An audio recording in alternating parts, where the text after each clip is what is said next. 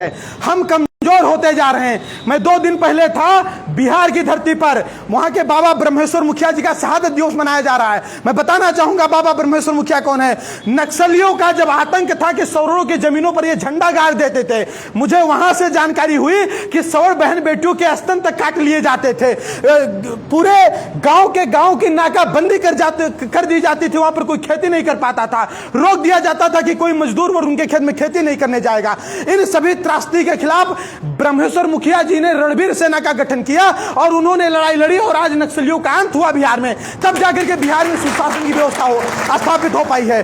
तो हमारे साथ जो अन्याय अत्याचार हो रहा है, इस अन्याय अत्याचार के खिलाफ हमको आपको आगे आना पड़ेगा, हमको आपको इस लड़ाई को लड़ना पड़ेगा। कोई नेता मंत्री विधायक हमारी आपकी लड़ाई नहीं लड़ेगा। हम लोग बहुत गुमराह हैं, हम लोग जो हैं बहुत गुमराह हैं। हम विभिन्न राजनीतिक पार्टियों के पीछे तथाकथित विप्र शिरोमणि, तथाकथित क्षत्रिय शिरोमणि, तथाकथित वैश्य शिरोमणि, हम इन लोगों को अपना आइडियल मानते हैं। हमारा आइडियल सिर्फ वो होगा जो सदन में रिजर्वेशन वाले बिल को फाड़ सके। हमारा आइडियल सिर्फ वो होगा, हमारा आइडियल वो होगा जो हमारे समाज के बच्चों के लिए संघर्ष कर सके। देश में जब चुनाव आता है तो मुद्दा क्या रखते हैं लोग कि हमारे देवताओं के नाम से या हमारे महापुरुषों के नाम से एक मूर्ति लगवा देंगे, एक चौक घोषित कर देंगे, एक विद्यालय खुलवा देंगे। इससे हमारे समाज का क्या फायदा होगा? हम उसके साथ खड़े होंगे जो हमारे समाज के 1 लाख बच्चों को नौकरी देने की बात करेगा। सही कह रहा हूं गलत कह रहा हूं? सही कह रहा हूं गलत कह रहा हूं? क्योंकि हमारे समाज के 1 लाख बच्चों के पास अगर नौकरी होगी ना तो हम अपने तनख्वाह पर चौक बनवा लेंगे, हम अपने तनख्वाह पर मूर्तियां बनवा लेंगे और हम अपने तनख्वाह पर महाविद्यालय बनवा लेंगे। सही कह रहा हूं गलत कह रहा हूं? सही कह रहा हूं गलत कह रहा हूं? आज ये जो लड़ाई है, आज ये लड़ाई काफी आगे बढ़ चुकी है। शुक्ला जी भी संबोधित कर रहे थे, आप लोगों को बता रहे थे कि सर्वे जी क्यों लड़ाई लड़ रहे हैं, कैसे लड़ाई लड़ रहे हैं, किन परिस्थितियों को फेस करना पड़ रहा है। मैं एक बहुत ही गरीब परिवार से निकला हूं, मैं किसान का बेटा हूं, मैं स्वयं खेती करके मैंने पढ़ाई की है। एक बात मैं आपको और बता दूं, मुझे किसी चीज की लालसा नहीं है। मेरे अंदर मेरी जो भाषण शैली है ना, ये मैं जब बीए में था ना तभी से अच्छी थी। पूरा कॉलेज मेरा प्रशंसा करता था। वाद विवाद जो प्रतियोगिता होता था उसमें मैं फर्स्ट आता था। अगर मुझे पॉलिटिक्स करना होता तो मैं भी दलित वंचित शोषित तथा तमाम सारे भाषण तमाम चीजों को मैं कहता और राजनीति में करता। और मैं पूरे विश्वास के साथ कहता हूं, अगर मैं गांव में पैसा कमाता और राजनीति करता तो ज्यादा ना आगे बढ़ जाता, लेकिन ब्लॉक प्रमुख तो बड़े आराम से बन जाता, बड़े आराम से ब्लॉक प्रमुख बन जाता। लेकिन नहीं, मैंने खुले मंच पर सीना ठोक करके सौरों की बात करनी हमने शुरू की। कारण क्या है कि 75 साल से जात के आधार पर राशन, 75 साल से जात के आधार पर नौकरी, 75 साल से जात के आधार पर विधानसभा लोकसभा में सीटें, 75 साल से जात के आधार पर 53,000 करोड़ और 85,000 करोड़ अनुदान। अगर ये सब जातवाद नहीं है तो 75 साल बाद अगर आर्थिक आरक्षण की बात करना या जातगत आरक्षण खत्म करने की बात करना, ये सब जातवाद कैसे हो गया? ये सब जातवाद कैसे हो गया? मतलब तुम नीला झंडा लेकर के घूमो तो वो ठीक है, लेकिन हम सौड़ एकता कह दिए तो ये गलत हो गया। सौड़ एकता का मतलब दलित एकता मुर्दाबाद नहीं हुआ। मेरा मानना है, मेरा कहना, मैंने कई बार कहा है कि जितने भी दलित समाज के संगठन हैं वो दलितों की गरीबी पर काम करें, वो दलितों की भुखमरी पर काम करें, वो दलितों की अशिक्षा पर काम करें, वो दलितों की बहन बेटियों को पढ़ाने पर काम करें। लेकिन नहीं, वो सौरों को सिर्फ गाली देने का काम करते हैं, वो सौरों को सिर्फ गाली देने का काम करते हैं। आज तक जितने लोग मुझे फॉलो करते हैं, आपने कभी किसी दलित को मुझे गाली देते हुए नहीं देखा होगा। मेरे गांव का दलित कभी आरोप नहीं लगा सकता कि सर्वेश पांडे ने हमको गाली दी है। तो मैं आप लोगों से यही कहना चाहता हूं, ये सोचकर मत चलो कि कौन क्या कहेगा, आपको कौन आपसे नाराज हो जाएगा। उनको 75 साल से आरक्षण मिल रहा था तो अब आप नहीं नाराज हो गए, तो 75 साल बाद अब अगर एक बार आप कह रहे हो कि जातीयता आरक्षण मुक्त भारत, तो भैया वो काहे नाराज हो रहे हैं? और अगर वो नाराज हो रहे हैं तो नाराज हो जाने दो। आप उनको खुश करने के लिए क्या आप बैठे रहोगे घर में?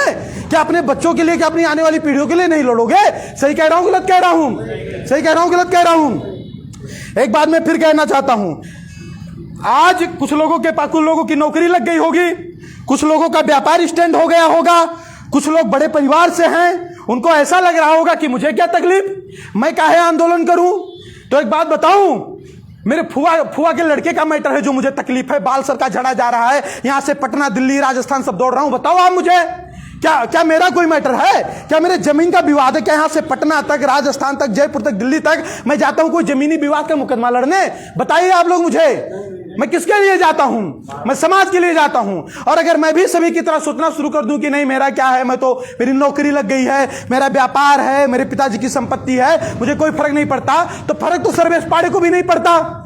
10 बीघा जमीन है, मां का इकलौता बेटा हूं, शादी करके 10,000 की नौकरी करके आराम से जीवन काट सकता था। लेकिन इतना रिस्क, इतनी दुश्मनी, इतने लोगों के आंखों में, क्योंकि मैं महाराणा प्रताप को फॉलो करता हूं, मैं वीर शिवाजी को फॉलो करता हूं, मैं चंद्रशेखर आजाद तिवारी को फॉलो करता हूं, मैं मंगल पांडे को फॉलो करता हूं। मंगल पांडे जी को यह बात पता थी कि उनकी पहली गोली से देश आजाद नहीं होगा, लेकिन उन्होंने पहली गोली चलाई। और काश मंगल पांडे ने पहली गोली ना चलाई होती, कितने क्षत्रियों ने साथ दिया था। अधिकतर राजा तो उनके खिलाफ चले गए थे, लेकिन फिर भी महाराणा प्रताप क्यों लड़े? महाराणा प्रताप इसलिए लड़े। और वीर शिवाजी क्यों लड़े? वीर शिवाजी इसलिए लड़े क्योंकि देखिए उन्होंने जो है संघर्ष का रास्ता चुना। उन्होंने वो समझौता भी कर सकते थे, मुगल से समझौता अगर कर लेते तो आज ये हम भगवा गले पर न डाले होते। अगर मंगल पांडे अंग्रेजों से समझौता कर लेते तो आज भी हम पट्टे खा रहे होते अंग्रेजों के। सही कह रहा हूं गलत कह रहा हूं? उन्होंने संघर्ष का रास्ता चुना, तो हमारा भी यही निर्णय है कि मैं भी संघर्ष का रास्ता चुनूंगा, मैं भी संघर्ष का रास्ता चुनूंगा। और आज मेरी पीठ पर जिम्मेदारी है और आप सभी के पीठ पर जिम्मेदारी है अपने समाज का भविष्य, अपने बच्चों का भविष्य। जिस तरीके से देश आजाद हुआ, जिस तरीके से देश आजाद हुआ और आजादी के बाद, जिस तरीके से देश आजाद हुआ और आजादी के बाद गांधी से और नेहरू से प्रश्न पूछा गया कि भारत कैसे बढ़ गया, उसी प्रकार से हमारे आपके मरने के बाद हमारे आपके खिलाफ जो कानून बन रहे हैं ना, हमारी आने वाली पीढ़ियां हमसे आपसे प्रश्न पूछेंगी और हमारे आपके पास जवाब नहीं बचेगा। तो ये जो नौकरी वाले, मैं कहना चाहता हूं आप नौकरी करिए, कोई दिक्कत नहीं। आप अगर नौकरी में हैं तो नौकरियों में भी तो दलितों के संगठन हैं। कारण क्या है? कल आप नौकरियों में समस्या में फंसोगे और सब आदमी मजबूत रहेगी और आप बुलाओगे तो हम आपकी मदद करेंगे। लेकिन जब अगर हम मजबूत नहीं रहेंगे, आप हम लोगों का सपोर्ट नहीं करोगे, तो आप समस्या में फंसोगे और ऐसे कई लोग फंसेंगे, ना हम आपकी मदद कर पाएंगे, ना आप हमारी मदद कर पाओगे। और आने वाले समय हम सभी लोग खत्म हो जाएंगे। सही कह रहा हूं गलत कह रहा हूं? सही कह रहा हूं गलत कह रहा हूं? तो मेरा आप लोगों से हाथ जोड़ करके निवेदन है कि हम सभी लोग अपनी ऊर्जा का, अपनी क्षमता का, ये मत सोचो कि सर्वेश पांडे का रैली इसमें संख्या कम आती तो इसमें काहे जाएं, सर्वेश पांडे की रैली इसमें 35 रुपए वाला लंच पैकेट नहीं मिलेगा तो काहे जाएं, भाजपा कांग्रेस में तो लंच पैकेट मिलता है। तो मैं सही कह रहा हूं, मैं आपको लंच पैकेट नहीं दे पाऊंगा, बल्कि आपसे लंच पैकेट लूंगा। मैं आपसे लंच पैकेट, मुझे भूख लगेगी आपसे मांग कर खाऊंगा, मुझे प्यास लगेगी आपसे मांग करके पानी पीऊंगा, मुझे कहीं जाना पड़ेगा किराया नहीं रहेगा आपसे मांग कर किराया मैं लेकर के जाऊंगा, क्योंकि मैं आपकी लड़ाई लड़ रहा हूं। और जिसके अंदर यह सोच होगा वो इस लड़ाई को लड़ने के लिए आगे आएगा, जिसका मान सम्मान स्वाभिमान जिंदा होगा वो इस लड़ाई को आगे लड़ने के लिए आएगा। और मैं आप लोगों का आह्वान करता हूं कि आप लोग हमारी ताकत हैं। 4 साल से हमने कैसे भी करके यहां तक इस मिशन को बढ़ाया है, अब इसको हम और तेजी से कैसे आगे बढ़ा सकें, और तेजी से कैसे आगे बढ़ा सके। और रही बात अपने समाज के नेताओं की, मैं जानता हूं ये लोग इतना जल्दी से हमारा साथ नहीं देंगे, ये षड्यंत्र भी करेंगे, क्योंकि इनको अगर कहीं लगा कि हमारा वोट बैंक खिसक रहा है तो ये षड्यंत्र भी करेंगे। लेकिन हमको ईमानदारी से और मजबूती से डटे रहना है, और जिस दिन हम ईमानदारी और मजबूती से डट करके मुकाबला कर ले गए ना, उसी दिन ये हमारे समाज के बड़े लोग भी हमारे साथ आकर के खड़े होंगे, उसी दिन हमारे समाज के बड़े लोग भी हमारे साथ आकर के खड़े होंगे। आज साक्षी की हत्या हो जाती है, 21 चाकुओं से उसको घोंपा जा रहा है। अभी एक दिन पहले एक कार्ड वायरल हुआ है जिसमें अनामिका दुबे नाम की लड़की की शादी एक मुस्लिम से हो रही, जो कि जबलपुर की है। मुझे जैसे जानकारी मिली मैंने अपनी टीम को वहां पर एक्टिव किया। ये समस्याएं कहां से आ रही हैं? ये समस्याएं कहां से आ रही हैं? अधिकतर संगठन बने, इन संगठनों ने काम क्या किया? राजनीतिक पार्टियों के राइट हैंड और लेफ्ट हैंड बनने का इन्होंने काम किया। किसी ने समय पर भाजपा को समर्थन दिया, किसी ने समय पर सपा को समर्थन दिया। और समर्थन कैसा दिया? इन्होंने उनके मुद्दे पर दिया। समर्थन दिया जाए अच्छी बात है, लेकिन अपने मुद्दे पर दिया जाए। जिस तरीके से रामविलास पासवान समर्थन देता था, रामविलास पासवान ने हमेशा गठबंधन किया मोदी जी से, लेकिन जब वो चाहता था, जो चाहता था करवा लेता था। पटेलों की संख्या क्या है देश में? लेकिन अनुप्रिया पटेल केंद्रीय मंत्री हैं, और अनुप्रिया पटेल और कुछ ओबीसी नेता के दबाव में आकर के नीट के एग्जाम में जो है 27% ओबीसी आरक्षण दिया गया, नहीं तो 27% ओबीसी आरक्षण नीट के एग्जाम में नहीं था। ये आप लोगों को बहुत अच्छे से पता होगा। और हमारे समाज के नेता वो आ जाएंगे, अरे हमारे नातेदार हैं, प्रणाम कर लिए, बस खुश हो गए। वो तो अरे फलाने पाठक जी, फलाने मिश्रा जी, और पता चला कि सब समाज की कोई समस्या आई, कोई पहुंचा ही नहीं। ऐसे लोगों का फोन आया मेरे पास जो मंडल अध्यक्ष रहे हैं पार्टियों के, जो बूथ अध्यक्ष रहे हैं और उनके ऊपर मुकदमा लिख गया और उनका विधायक उनकी मदद नहीं की है, हमने उनकी मदद की आगे बढ़ करके। तो जब ये लोग आपके साथ नहीं खड़े हैं तो आप हमारे साथ क्यों नहीं खड़े हो रहे हैं?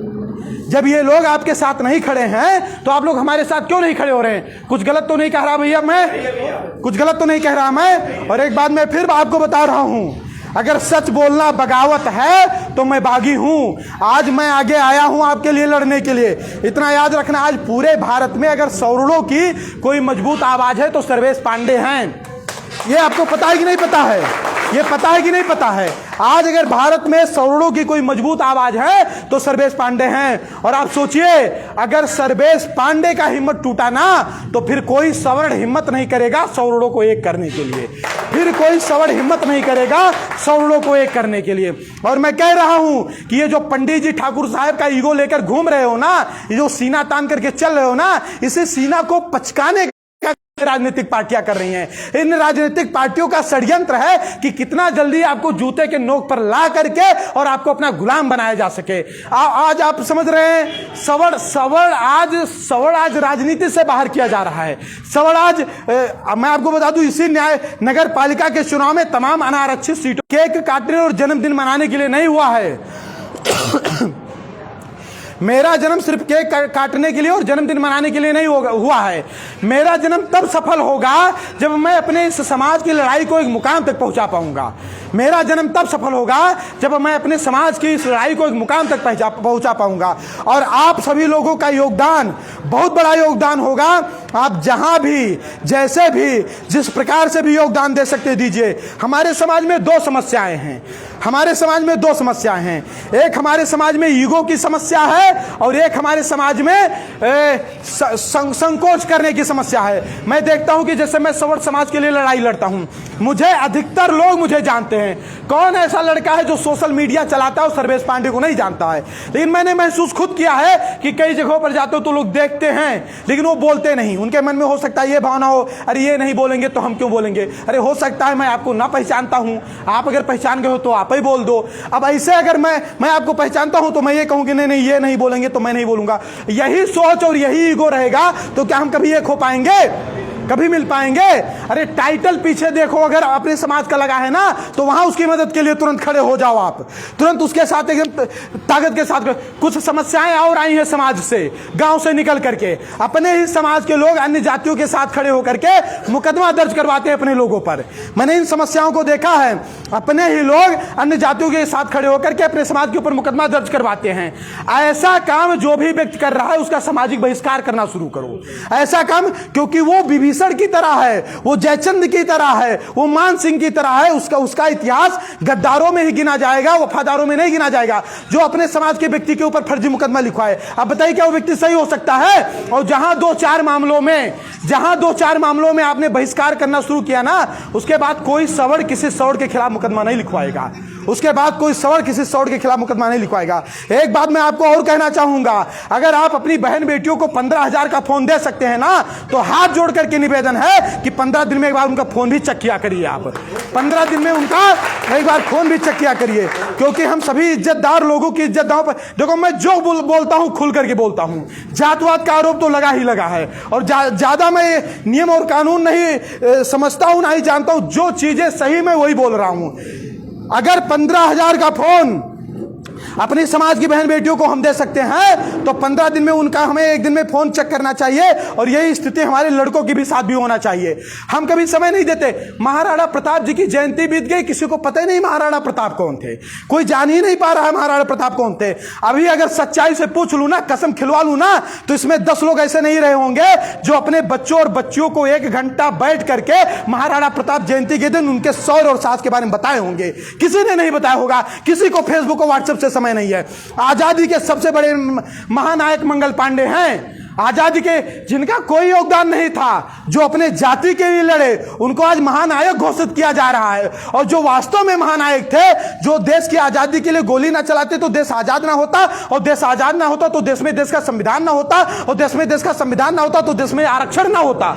सही कह रहा हूं गलत कह रहा हूं? लेकिन ना उनकी कोई जयंती मनाता है, ना उनकी कोई पुण्यतिथि मनाता है। तो एक बात कहना चाहता हूं कि जब अपने महापुरुषों के बारे में अपने बच्चों को पढ़ाइए, यो यो हनी सिंह के गाने सुनकर के वो ना आगे बढ़े, श्याम नारायण की कविता जो महाराणा प्रताप पर लिखी गई है ना, उस कविता को पढ़ करके वो आगे बढ़े, तभी आपके लड़के स्वाभिमानी हो पाएंगे, तभी आपके लड़के आगे बढ़ पाएंगे। हमें इन बहुत सारे मुद्दों पर बात करना है, हमें इन बहुत सारे मुद्दों पर चर्चा करना है।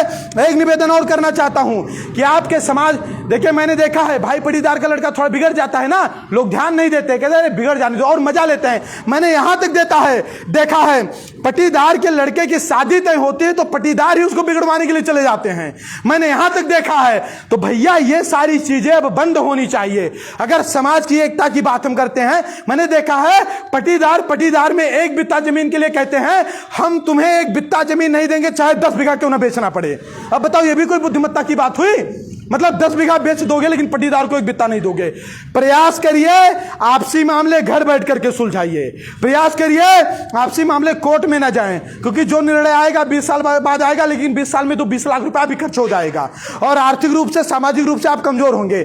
समझ रहे हैं मेरी बात को? तो इन सभी चीजों पर आपके पास अगर एक ढाबली है, आपके पास अगर एक रेस्टोरेंट है, तो प्रयास करिए कि आप अपने समाज के लड़के को पहले रोजगार दीजिए। अगर आपके घर में सब्जी वाला रखना है ना, तो आपके समाज के बहुत ऐसे लड़के हैं जो सब्जी का काम कर सकते हैं, सब्जी वाला अपने समाज के लड़के को रखिए, क्योंकि अगर अंदर कुछ गलत भी होगा तो समाज की बात समाज में रह जाएगी। दूसरे जात बिरादर के लड़कों को रखोगे, कुछ गलत समाज की बहन बेटियों पर नजर रखेंगे और जब चीजें गड़बड़ हो जाएंगी तो हम लोग कुछ कर भी नहीं पाएंगे। सही कह रहा हूं गलत कह रहा हूं? सही कह रहा हूं गलत कह रहा हूं? अगर आपके पास कोई रोजगार है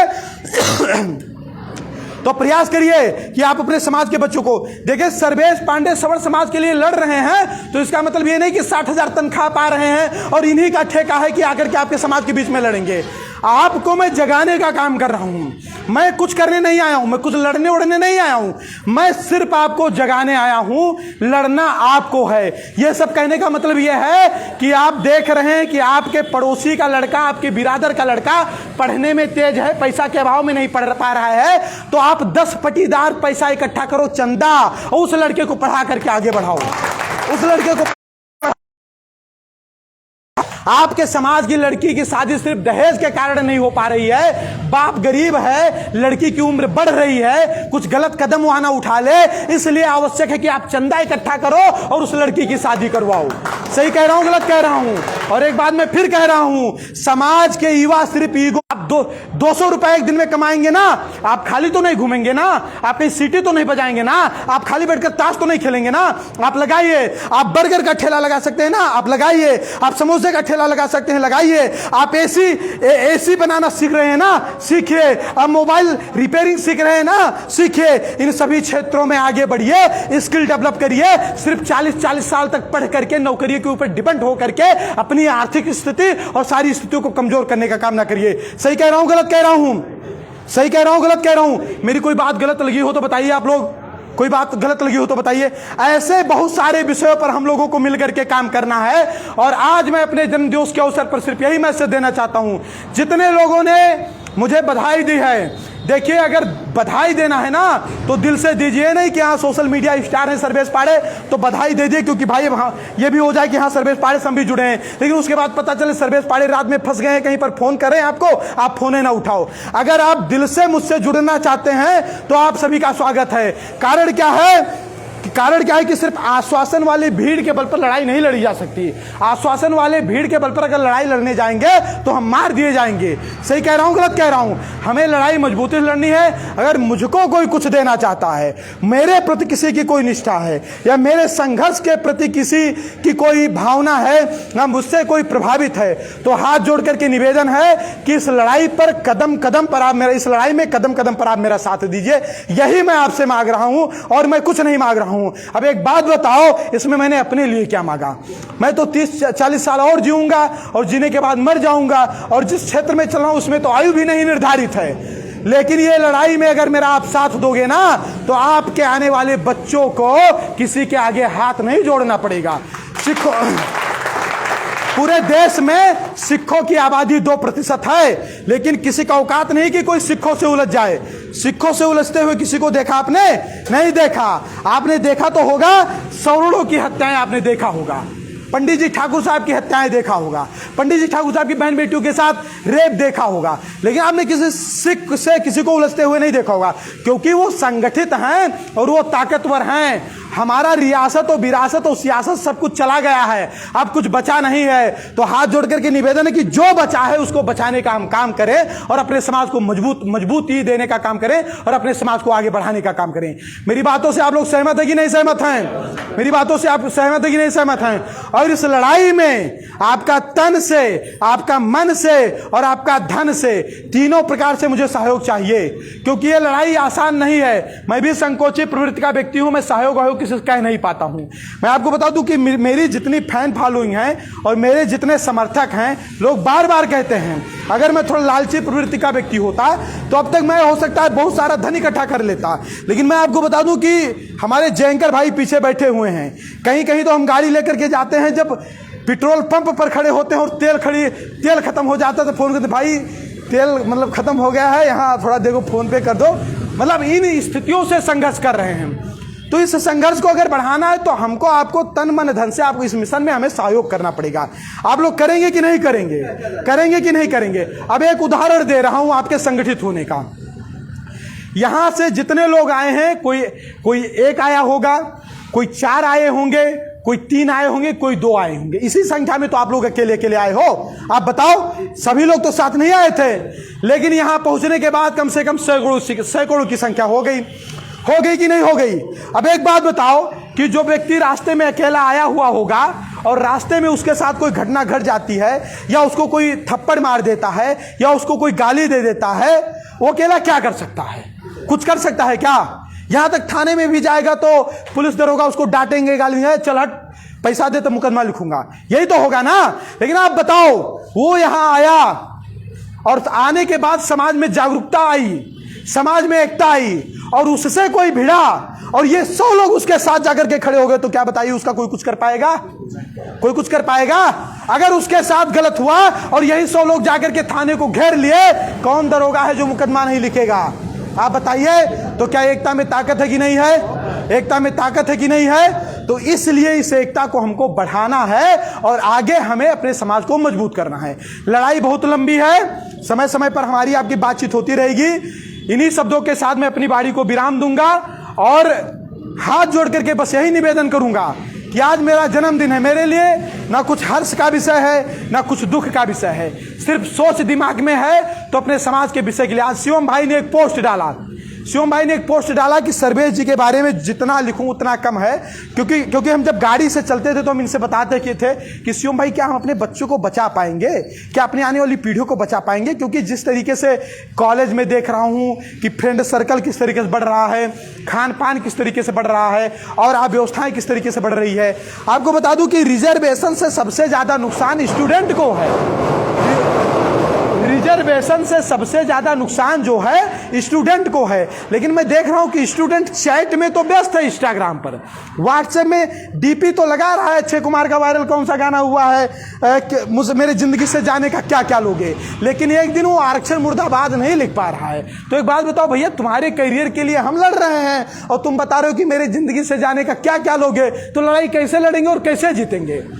सही कह रहा हूं गलत कह रहा हूं? सही कह रहा हूं गलत कह रहा हूं? दूसरी बात, अपर कास्ट की लड़कियों को, एक बात मैं आपको बता दूं, आप वैवाहिक आयोजन में जाते हैं, वहां पर शिल्पी राज का गाना बजता है, अश्लील बजता है कि नहीं बजता है? और आप विद फैमिली जाते हैं तो वो गाना सिर्फ आप ही नहीं सुनते हैं, हमारी आपकी बहन बेटियां भी सुनती हैं। समझ रहे हैं मेरी बात को? वो भी सुनती हैं। अगर हमारे ऊपर प्रभाव पड़ता है तो उन पर भी प्रभाव पड़ता है। तो अगर आप वहां विद फैमिली जा सकते हैं, आप किसी बड़ी पार्टी में जा सकते हैं जहां से इस तरीके से बहुत सारी चीजें होती हैं, कॉलेज में बहुत सारे फंक्शन होते हैं, व्हाट्सएप हो, इंस्टाग्राम हो, यूट्यूब पर लोग पता नहीं क्या क्या सर्च करते हैं, अगर उन चीजों में हमारे समाज की बहन बेटियां जा सकती हैं तो ऐसे कार्यक्रमों में भी हम अपने समाज की बहन बेटियों को लाने का काम करें।